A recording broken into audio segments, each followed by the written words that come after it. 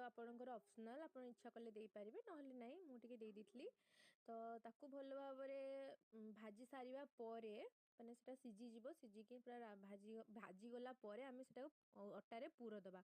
ତ ଏପଟେ ଆମେ ୟାକୁ ଭାଜିବା ପାଇଁ ଛାଡ଼ିଦେବା ସିଝିବା ପାଇଁ। ତ ତାପରେ ଆପଣ ଅଟା ଯେମିତି ଆପଣଙ୍କର କ୍ୱାଣ୍ଟିଟି ଅନୁସାରେ ଅଟା ନେବେ, ତାପରେ ଅଟାକୁ ଦଳିକି ଅଳ୍ପ ଟିକେ ତା ସହିତ କସ୍ତୁରୀ ମେଥି ଦେଇଦେବେ।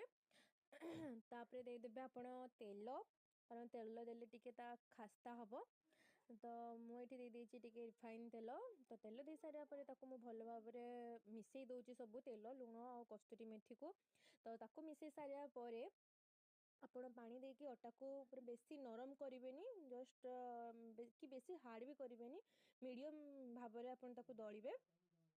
ଭଲ ଭାବରେ ଯେତେ ଅଟାଟାକୁ ଭଲ ଭାବରେ ଦଳିକିନା ତାକୁ ତାର ବ୍ୟାଟରଟା ଭଲ ଭାବରେ ବନେଇକି ରଖିବେ। ତାପରେ ତାକୁ ଗୁଲା କରିଦେବେ, ଯେତିକି ଆପଣଙ୍କ ଅନୁସାରେ ତାକୁ ଗୁଲା କରିବେ। ତାପରେ ଗୁଲା କରିସାରିବା ପରେ ଦେଇଦେବେ ସେ ପୁର, ଯେଉଁ ଆପଣ ବିଟ୍ ଆଉ ବନ୍ଧାକୋବିକୁ ବନେଇକି ରଖିଛନ୍ତି, ତ ସେଇ ପୁରକୁ ଦେଇଦେବେ।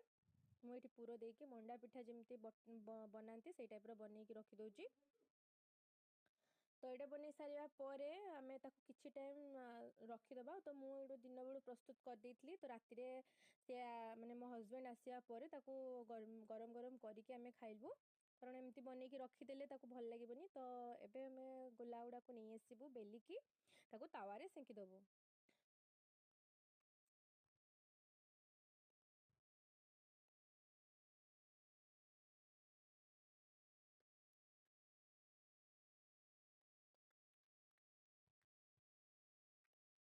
ମୁଁ ଏଇଠି ବେଲିବା ଟାଇମ୍ରେ ମୋର ଟିକେ ସାଇଡ଼୍ରୁ ବାହାରି ପଡ଼ୁଛି। ତ ଆପଣ ପୁର ଟିକେ କମ୍ ମାତ୍ରାରେ ଦେବେ, ମୁଁ ଟିକେ ଅଧିକା ଦେଇଦେଇଛି ବୋଲି ତ ସାଇଡ଼୍ରୁ ବାହାରି ଯାଉଛି।